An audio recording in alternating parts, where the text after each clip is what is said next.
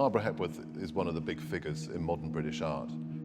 The key thing about Hepworth is that she moved to St Ives in Cornwall at the beginning of the Second World War, and there she developed a form of sculpture which had never been seen before.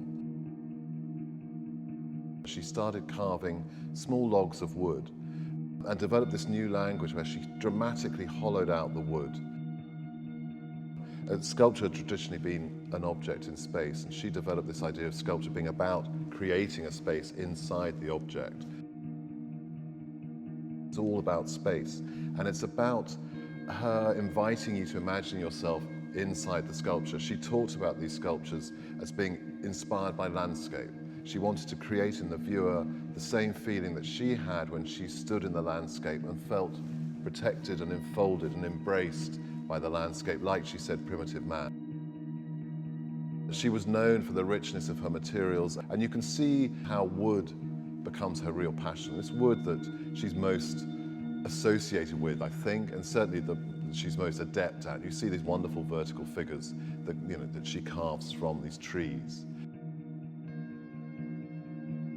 The first sculptures she made, this new idea of the hollowed out form, were in small logs of wood that she could get round about, plane tree, elm, whatever. But what you see her doing from log to log is trying different ways of opening up the form. They're small because that's the stuff she had to hand. But later in the 1950s, she gets this amazing opportunity when a friend sends her 17 tons of a tropical hardwood called guarilla. These logs are like 4 foot in every dimension.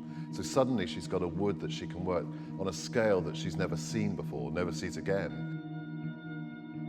She was almost literally tunneling through the logs to create this inner space that, again, she paints to emphasize the fall of light. But in these, she leaves the chisel marks and then paints and then rubs them so you see the ridges of the chisel. So there's a new kind of aged feeling about these textured surfaces, but a much more complex series of movements as spirals spin through, taking your eye from one end to the other.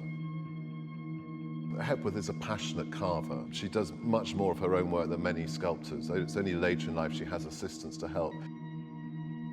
Hepworth had always been internationally minded, but inevitably during the war, those ambitions were curtailed.